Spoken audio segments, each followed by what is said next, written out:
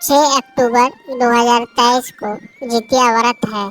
इस दिन स्त्रियां संतान की दीर्घायु के लिए 24 घंटे का निर्जला व्रत करती है।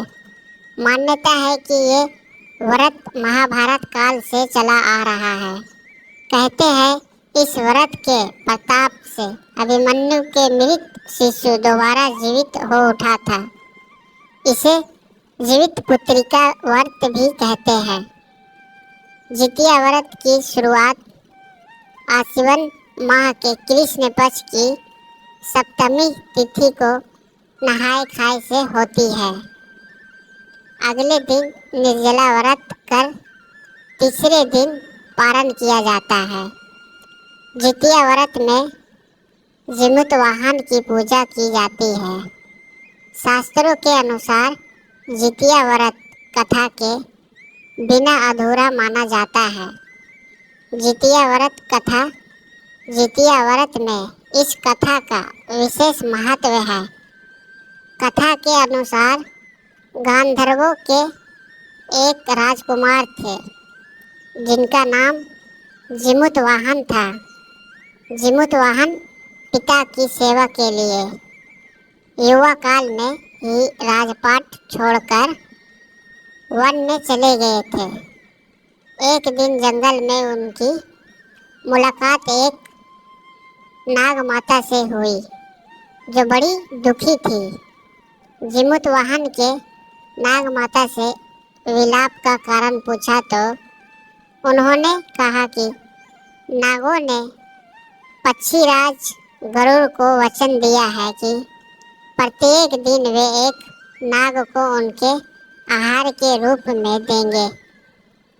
इस समझौते के चलते वृद्धा के पुत्र शंखचूड को गरुड़ के सामने जाना था, जिससे वह बहुत परेशान थी। जीमूत वाहन ने नाग माता को वचन दिया कि वे उनके पुत्र को कुछ नहीं होने देंगे और उनकी रक्षा करके उन्हें वापस लौटा देंगे।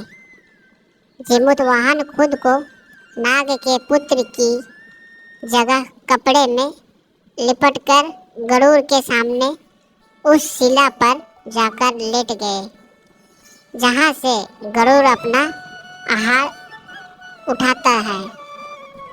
जीमूत वाहन ने बचाई बच्चे की जान। गरुड़ आया और शिला पर से अपने जीमूत वाहन को पंजों में दबाकर पहाड़ की तरफ ले गया। गरुड़ ने देखा कि हर बार की तरह इस बार नाग न चिल्ला रहा है और ना ही रो रहा है। उसने कपड़ा हटाया तो जीमूत वाहन को पाया। जीमूत वाहन ने सारी कहानी गरुड़ को बताई, जिसके बाद गरुड़ ने उन्हें छोड़ दिया। इतना ही नहीं, नागों को न खाने का भी वचन दिया। इस तरह से जीमूत वाहन ने नागों की रक्षा की। तभी से संतान की सुरक्षा और सुख के लिए जितिया व्रत में जीमूत वाहन की पूजा शुभ लाभदायी मानी गई है। जितिया व्रत को क्यों कहते हैं जीवित पुत्रिका व्रत? महाभारत युद्ध में अपने पिता गुरु द्रोणाचार्य की मृत्यु का बदला लेने के लिए अस्थमा पांडवों के शिविर में घुस गया था। शिविर के अंदर 5 लोगों को सोया पाए। अस्थमा ने उन्हें पांडव समझकर मार दिया, लेकिन ये पांडव नहीं, द्रौपदी की 5 संतानें थीं।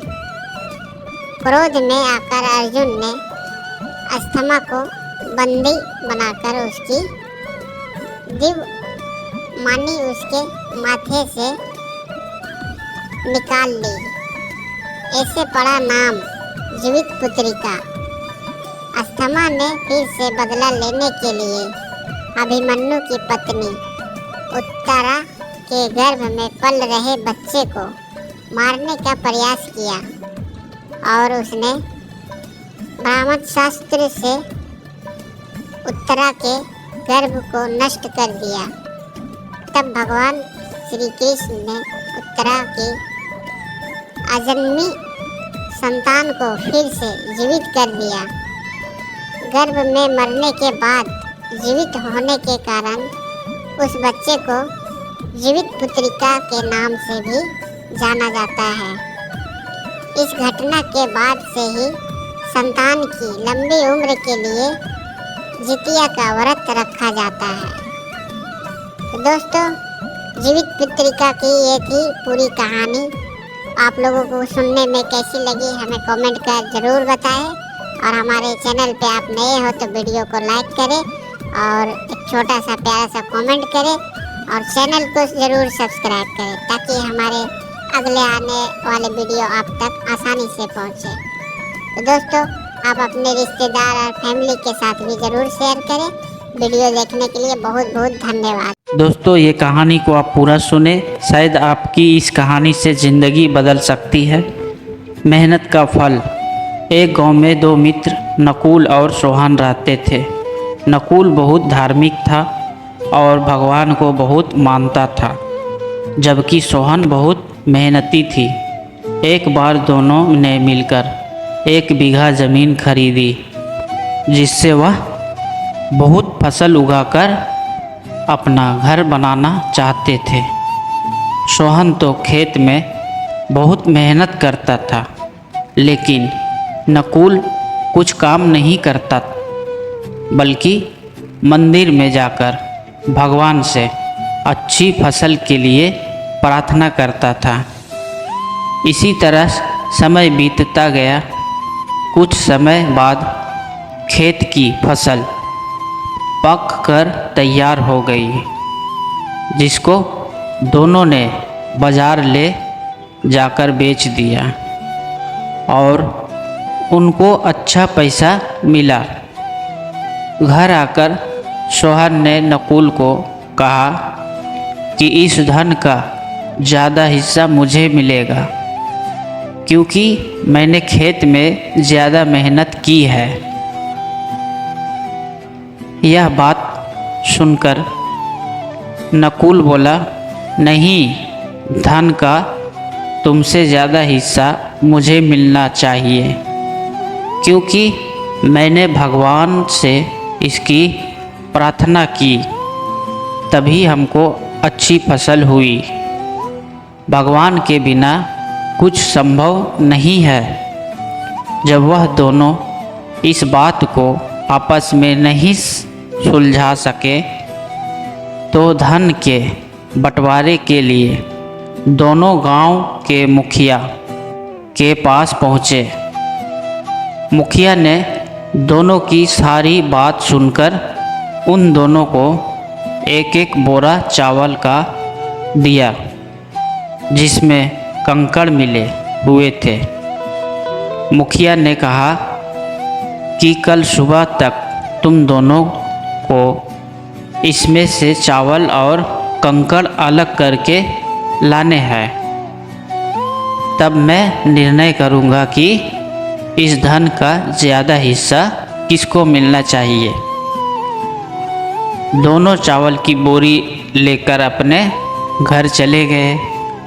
सोहन ने रात भर जागकर चावल और कंकड़ को अलग किया, लेकिन नकुल चावल की बोरी को लेकर मंदिर में गया और भगवान से चावल में से कंकड़ अलग करने की प्रार्थना की।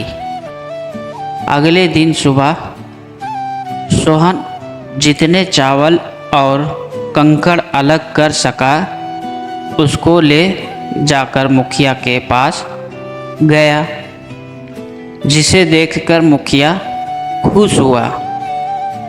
नकुल वैसी की वैसी बोरी को लेकर जाकर मुखिया के पास गया। मुखिया ने नकुल को कहा कि दिखाओ तुमने कितने चावल साफ किए हैं। नकुल ने कहा कि मुझे भगवान पर पूरा भरोसा है कि सारे चावल साफ हो गए होंगे। जब बोरी को खोला गया तो चावल और कंकड़ वैसे के वैसे ही थे। जमींदार ने नकुल को कहा कि भगवान भी तभी सहायता करते हैं जब तुम मेहनत करते हो। जमींदार ने धन का ज़्यादा हिस्सा सोहन को दिया। इसके बाद नकुल भी सोहन की तरह खेत में मेहनत करने लगा और अब की बार उनकी फसल पहले से भी अच्छी हुई।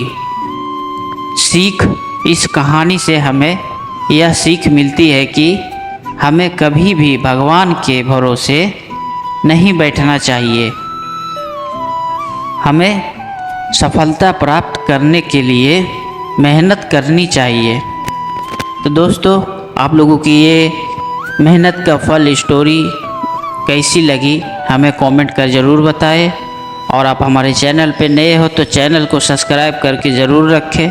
वीडियो को लाइक भी करें और अपने दोस्तों, फैमिली के साथ, रिश्तेदार के साथ शेयर भी ज़रूर करें, ताकि हमारे अगले इस तरीके की इन्फॉर्मेशन वाली कहानी आप तक आसानी से पहुँचे।